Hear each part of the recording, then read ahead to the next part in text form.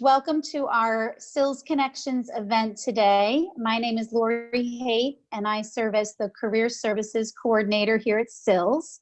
And we're trying some new virtual alumni programming.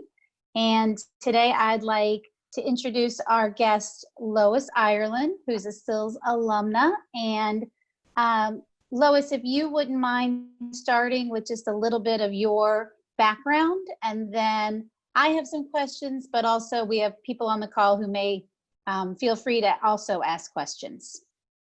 Okay. While I was a student at SILS, I was an EPA library intern at the Research Triangle Park facility. And after that, I went off to an engineering company, and then I worked in a public library for 3 years or so. And then I was hired as head librarian at the EPA headquarters library in Washington, D.C. So I was able to connect my SILS internship to a real job later on. From there, I've been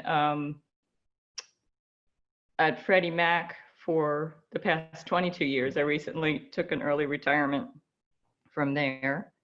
And so I've have a lot of experience with corporate environment. I guess to go way, way back, my very first job of life was shelving children's books at the local public library. And I joke sometimes that that's going to be my retirement gig.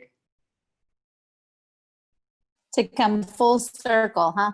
Come full circle, go back to the shelving books on my way out. So.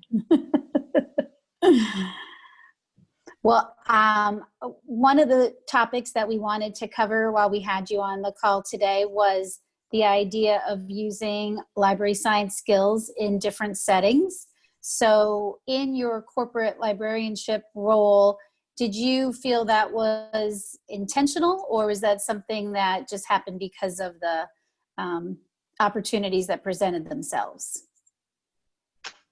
Intentional of using the library skills? Intentional to go into a setting that was not a traditional library setting.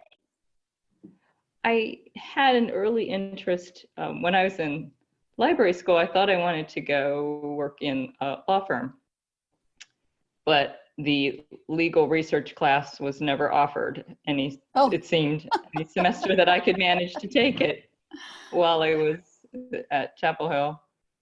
And one thing and another, that didn't happen, but I got involved with SLA, a Special Libraries Association, and I did do a deliberate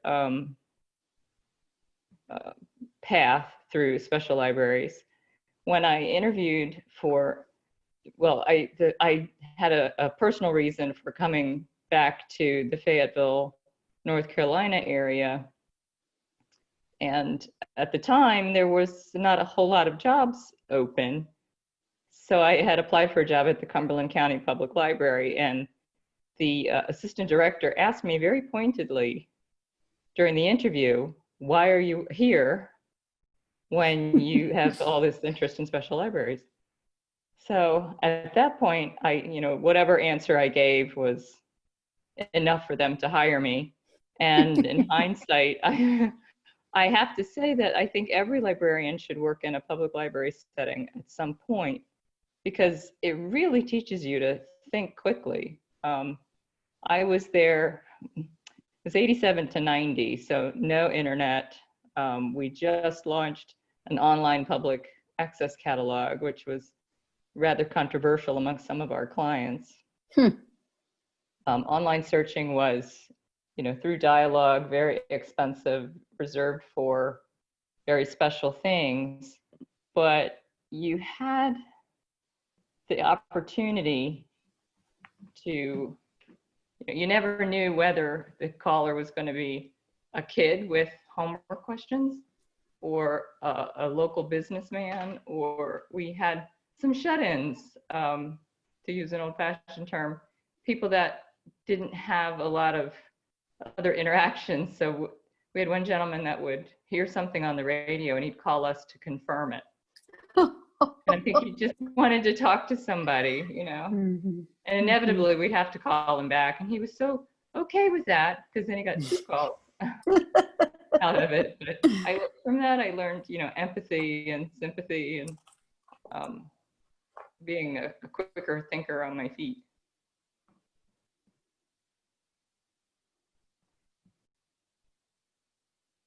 I'll pause and see if anybody on the call has questions they wanted to make sure they got in today.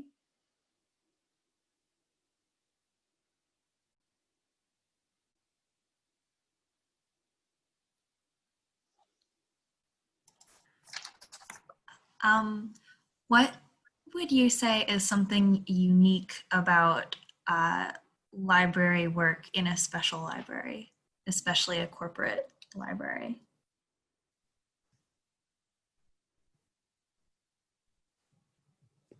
You spend less time teaching people how to use the tools than doing the research for them. You really need to be thoughtful about what the client wants and how to stay relevant. And at the public library, we would show people, here's how to use the reader's guide.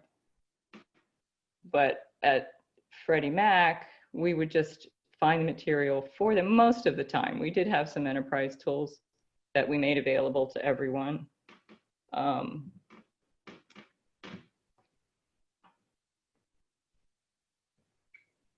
So that, for that, you know, as I said, you really need to know enough about the topic that your organization supports, is the wrong word. I mean, Freddie Mac's a financial services company in the secondary mortgage market. So our resources and materials need to reflect that. And that's, you know, what I was learning on the job, because I'd had a mortgage at that point, but I wasn't exactly sure what the rest of it was all about. I'm not sure. Did I answer your question? I'm not sure that I. Totally. Do you think that learning on the job about the topic would probably be still true today?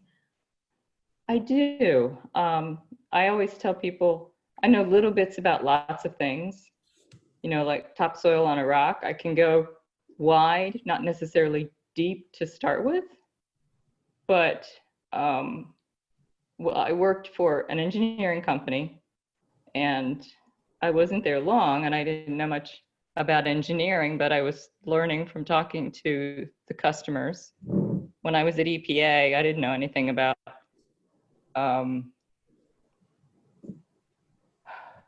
environmental regulations either, but you figure it out. My first week on the job at Freddie Mac, one of the attorneys came in and asked for an SEC no action letter. I said, sure, I'll find that for you. I'm thinking, I have no idea what that is, but I did find it. And you can learn from your customers, you know, people that you trust. Wikipedia actually is a pretty decent thing. You know, with the internet having developed as it has, it's easy to kind of get a quick grounding in a topic, at least to understand where it fits in the scale of things. We did research for anybody at the company. Whatever your part of the business was, we would do research for you. And that included IT. And I can't always say we understood what they were asking for, but we'd ask questions and we'd go back and try to get some clarification around what it is they were after. So, you know, we learned a bit from that. And sometimes we were kind of digging deeper than even they were doing, just to get an understanding of where the topic fit out in the big wide world. See, I think it's totally, people are able to, for a large part, I mean, there are certain types of special libraries, pharmaceutical, chemistry, libraries, things that are very, very, very specialized law firms, you need to have enough knowledge. And I would think that it would help to have a chemistry degree for some of those types of positions. But I have a colleague who works for a pharmaceutical company. They produce a brand of vitamins that is sold at CVS and other outlets across the country. And her background, as I recall, I mean, she has a library science degree, but I don't think she's got a science degree. But she has been very successful in climbing the ranks at the company where she works in their information services section.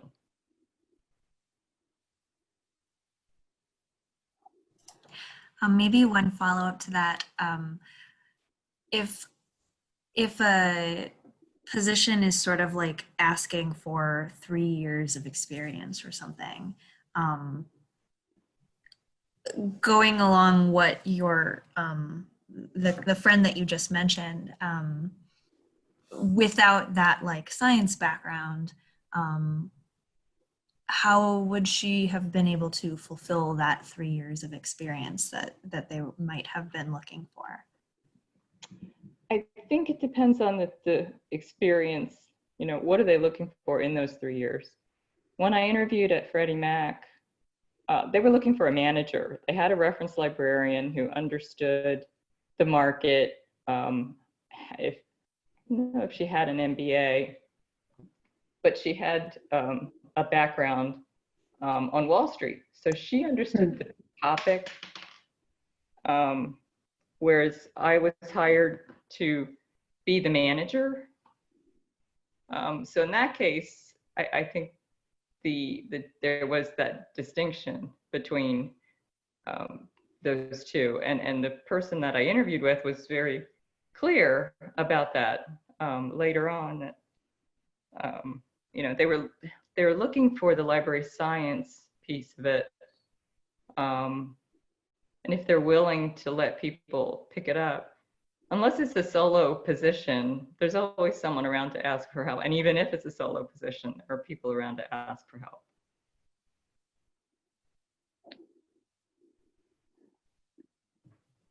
Lois, one of my questions today was going to be on, certainly right now we're seeing the workforce going through a huge change with the pandemic and virtual remote work and things like that. But really over the last 15, 20 years, there's been such a change in the workforce with the internet explosion and how people use the internet to get the job done. Can you talk to some of the changes that you saw and how maybe a new professional would evaluate as things come along? Like, was it more that your supervisors were handing down initiatives to increase access or to do things in a more technologically efficient way? Or did you have to come up with those ideas and implement them? The federal government position, so at EPA, we were contractors, which we could make recommendations and suggestions, but everything had to be approved by the federal client. So in that case, they were asking us to do things just to solve for them. So everything was outlined in, you know, a statement of work. And if they didn't want to do something, we had to just kind of hold off. I always tell people my frustration with that was I couldn't throw away a 10-year-old telephone book without getting permission. But we oversaw the, because it's government property and not being a government employee, I had no jurisdiction. I could recommend that we throw it away, but until they approved it, that was it. But my team was there when they launched the EPA website and asked EPA link button was put out there, and suddenly they're getting 1,000 emails a week. Ugh. And, how do we deal with this? So they turn to us to say, these are your questions. I mean, they were from the public, research questions. So we had people that, work to figure out, okay, there's these things that are standard stock questions, misdirection. A lot of people assumed EPA dealt with endangered species. Well, it's really the Department of Interior. So there were things, referrals, that could be dealt with boilerplate language. There were others that, with some tweaking could be redirected. And then there were the ones that we had to address, and we divided them up by broad topic. Each librarian on the staff had an area that they were developing in. So that was kind of fun, to have to solve for that. We really felt like we were doing something. When I got to Freddie Mac, I asked my boss, so who approves, anything we want to buy? She said, you do. That's why we hired you. So at Freddie, I had the latitude to explore, be on the lookout for things for the constituency. Again, staying relevant. What could we make available to employees? I often said I was all about the most access for the most people for the cheapest price. And, we had programs that we assessed and reassessed every year to try to figure out. But that was my job, was to be on the lookout for resources and tools that would be of value. We had access to market research data through Gartner and Forrester and other companies. So we were helping to evaluate, which is the best product to give the information for the needs that people have here at the company. We had a really good partnership with EBSCO. I don't know if I should drop names of companies, but I'll just say that. Sure. We worked with them very closely to use their Business Source Corporate Plus product. And we took their business book summaries product, which is they synopsize popular current publications into a 8 to 15 page summary, so you can decide whether you need to read the book or not later on. And we spun off Nancy Pearl's concept. She's the city librarian of Seattle, and she came up with the All Seattle Reads concept. So we had our Freddie Reads program, and EBSCO loved it. They thought it was fantastic. So we were using ideas from us, their product, to push out to our employees, and the employees really liked it as well. So yeah, I mean, that's where it's you get the opportunity to figure out what works. We had a period where collaboration software was the big question.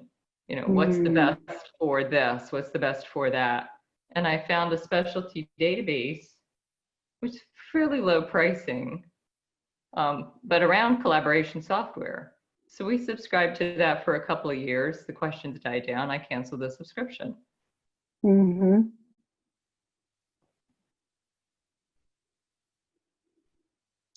For students who are, or recent alumni who are interested in corporate librarianship, one thing we've seen is that job postings may not have corporate librarian as the actual title, yet the work is still there in some capacity. But what would you recommend in terms of professional development groups or events that they would get into so that they would be able to keep up with the field? SLA is really engaged with, I mean, this is their market. If you go on their website, they have job postings that they're highlighting. There are chapters across the US geographically. They have special divisions around topics like social sciences or pharmaceuticals, science, IT. So that's a good way to kind of keep up with what's going on in the broader industry. They publish Information Outlook, which is a magazine, a journal for the profession.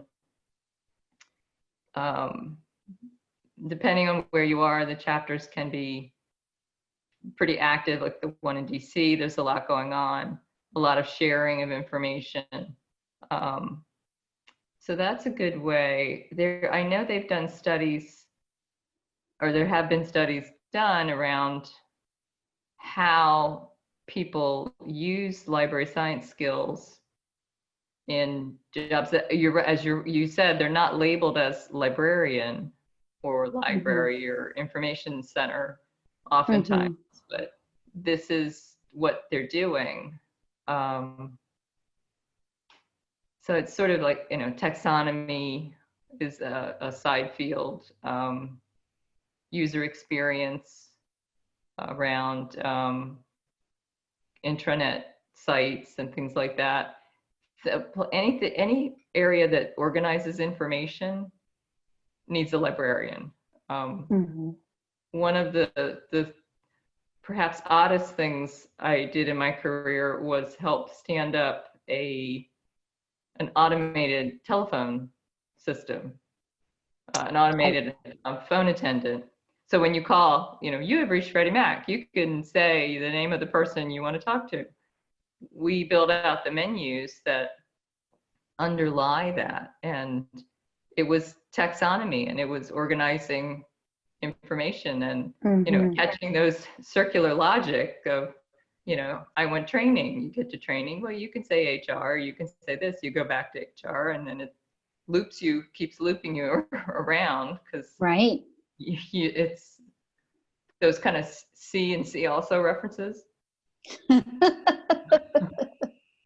How long did that take to create that? It was pretty intense for maybe a 6-month period, because we had engineers from the manufacturer on site who were walking us through the concept. But I had someone on staff who had managed the operator pool for years, so she knew how to run a call center. But when we sat down and said, okay, we need synonyms, because each entry, when you said library, you could put in synonyms like information center, or we were the Corporate Information Resource Center, or CIRC, as people called it.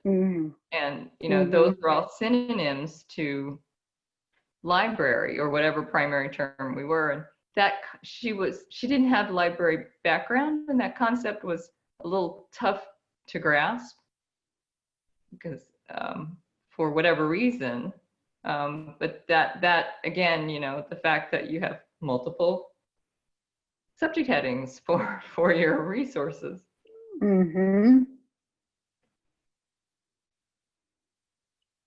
Yes, I did read about that you had been part of that, and I thought that was interesting. When so much of the time we think of just adjusting things, but to build it from scratch, I feel like that would have been overwhelming. Yeah, luckily the engineer from the manufacturer was really good to work with and methodical in walking us through it. So I have to give him some thanks. I'll pause again to make sure I'm not blocking anyone who wants to jump in and ask a specific question before I keep going.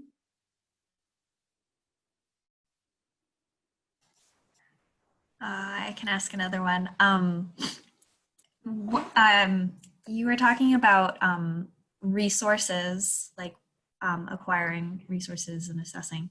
How are the corporate library budgets for purchasing resources?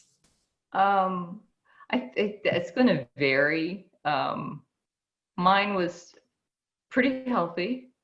We did have cuts across the years. Part of it, I don't know how common this is, but we were,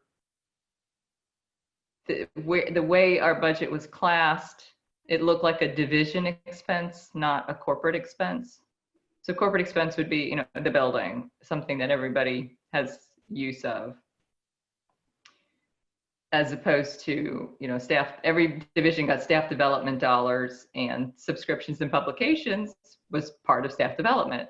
So it always looked like whatever division we were a part of had this enormous staff development budget, when most of it was the library. Some things we had were easier to justify than others. We had an enterprise subscription to the Wall Street Journal online, which was very nice. People liked it. People used it. But I couldn't tell from the usage data who was using it and what they were using. I don't want to get page hit numbers. So when I was told to come up with, some dollar amount of budget cut, that one was kind of at the top of the list, because I don't know if people were using it to check out financial information or reading the sports scores. They have some very good crossword puzzles as well. So that was harder to justify. We've been holding our own the last number of years. We haven't had any big cuts, but I had some larger ticket items that were kind of top of list for a variety of reasons. And but there are other tools that we have some Moody's products that are frightfully expensive, but they're so ingrained in the work processes that some of the modeling groups are doing, that I don't know how we could ever extract them. So I have testimonials from those folks of, no, we can't get rid of this product. So every year we look at, what's happening in the broader environment, and try to look at the budget and think about, can we stay flat, or, with a nominal increase? I didn't buy a lot of new books, I will say. Our physical collection had shrunk significantly over the years. When I first got there, we were getting like 8 tubs of mail a day. But a lot of it was the legal reporters from West. Well, that's all online. We don't need those. So it was paying, in my mind, paying for twice. So we got rid of those. But we're in such a niche market. There's not a lot published on the secondary mortgage market. And we stopped buying the how to be a good worker type books, those soft skills, because there were other ways to get them. And there's no way to keep up, because it's a different leadership skills of fill in the blank every other year, it seems. So I can't speak for other companies, but I think if you make a strong enough case, or you build a case for having the resources, or being prepared to show why you have certain things and what the usage is, then you can generally hold the line, or I was able to hold the line on budget cuts, too deep. The topic of chargebacks came up with some frequency. And I'm sort of philosophically opposed to that concept because I think we're a resource. People shouldn't have to say, yes, I want it, no, I don't. I mean, I had my limits. You know, we spend up to so much on an interlibrary loan, but if someone came in and said, I need this IEEE standard and it's $1,500, I would tell them I can buy it for you and charge it back to your cost center because I have a charge card. But I don't have the budget to pay for that. That makes a lot of sense. Yeah. So then you found out often like how important things really were to people. You know, like, oh, I can't get this for you because it costs this much. Oh.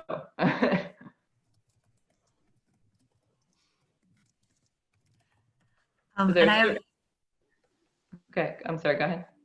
I was just about to ask another question in case anybody else had any.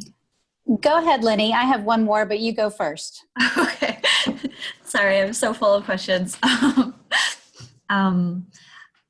What is the level of like formality in a corporate library, like with dress and with the outputs that you provide to the other employees at Freddie Mac? Good question. Appearance, we went with the company line, which has changed over the years, a lot driven by the millennial population and, you know, trying to attract them. We were business dressed when I arrived, you know, suits, dresses. Gentlemen wore coats and ties, you know, or at least a tie. But then over the years, it shifted to business casual. And I think you know, at this point, they just ask like, no flip-flops and mind which you're, you know, how much of your shoulder you're showing. Well, I only ever had to tell one person that I didn't think she was dressed appropriately for work. And that was back in the late 80s. And these days, she'd be fine. At the office. Yeah, she'd be wearing leggings and a big sweater. And, you know, at the time that I talked to her, it's like, you know, we're like pantsuits and guys had neckties. But nowadays, she's like, oh, she looks cute. So it's just kind of funny that way. So the formality of that, I always just tried to dress more professionally in case we got called into a meeting with a higher level executive, because they tended to dress more formally as well. It didn't happen all the time, but you know, if the CEO's executive assistant called and wanted you to come up for some reason, I wanted to look like I had my wits about me. Right. In terms of formality with individuals, you know, interactions, I think the culture is going to depend on the company. We were there were some people who were very much of the hierarchy. You know, you talk to my admin, you know, if you wanted to set up a meeting, you talk to the admins. You didn't necessarily go directly to the VPs. But there were VPs that I had known from the day I started, people who had climbed the ladder into that position, who would contact me personally. The senior VP for Human Resources, I had reached out to her when she started to give her a little dog and pony show about the library resources, because it wasn't something they taught the executives when they had training for them, regrettably. So we would go back and say, hi, we're here, this is what we do. And she had asked about a couple of topics that she wanted an alert set up for. So I had something running for her. So she would contact me directly as well. So again, you know, relatively informal in that regard. I didn't have that relationship with the chief executive officer. You know, everything would have gone through his executive administrator. So it just kind of depended. But I would say, you know, a lot of it was more collegial than hierarchical.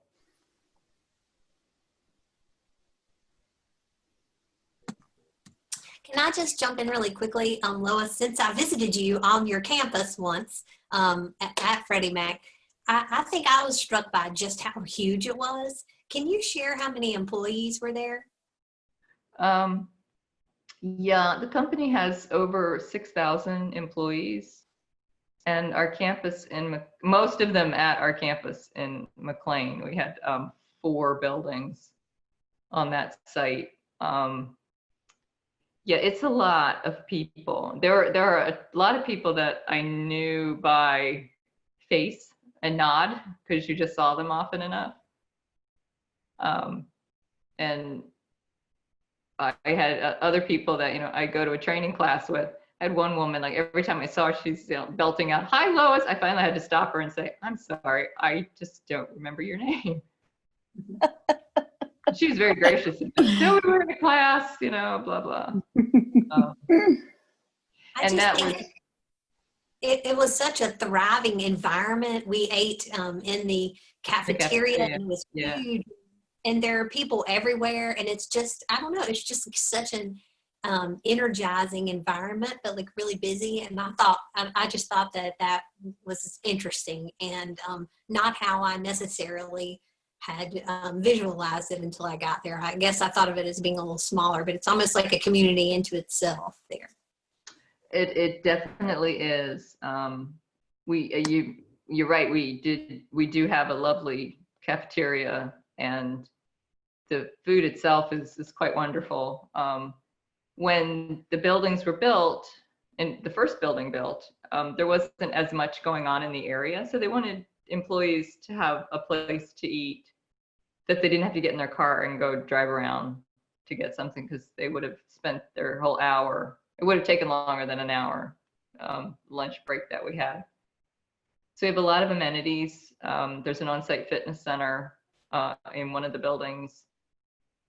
You know, they had a place to drop your dry cleaning. We had the little coffee shops that sold Starbucks coffees. It was, I think Google has become, or Amazon have become kind of the gold standard of, you know, what's available for employees. But we had a lot of very nice benefits and perks. Lois, I've had the opportunity the last few semesters to teach an online management course that's offered for SILS students. And one of the things we always start off the semester with is asking our students if they're even considering management. And to a fault, every time about 50% of the students in the class say, no, I would never be a manager. And by the end of the semester, people are like, I hadn't thought of it. Maybe I would be. And so I was wondering if you could speak to, you said when you started at Freddie Mac, you were hired as a manager. And so how that shift happened and how you knew that that was going forward, you were going to have managerial roles. Right. Well, I was actually hired as a manager at EPA. So I had that experience to start with, but I didn't have it before I got to EPA. The things that I loved about managing, again, is that here's a tool that I think my customers would appreciate. And I have the latitude to explore that and the authorization to bring that in the door. Now, I would certainly discuss things with my boss, who was not a librarian, but was very respectful. I was part of a section or a department that included the building engineers, the mission critical, the people who kept the computer rooms up and running, meeting and event planning, AV services, construction, house cleaning, So all those kind of support functions, and then the library. And everyone I worked with was, very professional and very good at what they did and very respectful of other people's backgrounds. So if I brought something to the table and said, here's what I think, here's this thing, I think it's really good, and I think we should buy it. Here, let me bounce this off you. I could get feedback, and there were a few things that, after discussing it, we all agreed, no, that's not what we need right now. Other things, I know there was one product I've been looking at off and on, and I went in and told my boss, and I told her that. I said, I've been looking at this off and on. I hadn't been really impressed, but it's looking better and better and better, and now I think we should buy it. And she listened to me and she asked questions.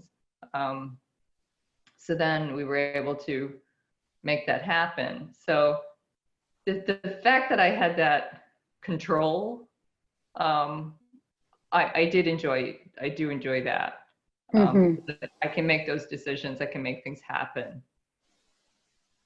The people managing is challenging. All the personalities involved and the things that you have to do to motivate and encourage staff. And I've had staff, my staff size from 2 to 17. And sometimes having more people's kind of easier in a way. The whole recruiting process is interesting in and of itself. There are times, I've looked at a lot of resumes over the years, and there are some people I want to write back and say, you've done yourself no favors here. The way that you formatted this, like, you got something going on, but I can't tell what it is. So yeah, I think being able to plot a future of an entity is exciting. And have that connection with the customers enough to know that, okay, I can't just sit here and do what we've been doing. We're lacking something because we can't answer these questions. So what is it that's out there that we need to put together? And sometimes you look at things and they don't pan out. But you have, having that latitude of exploring it is always interesting. Well, I think we might have reached the end of our questions for today. So, Lois, I wanted to thank you so much for taking the time to be a part of our SILS Connections event. I really appreciate it. And for those participants, thank you for attending as well. And I hope to see you at future events.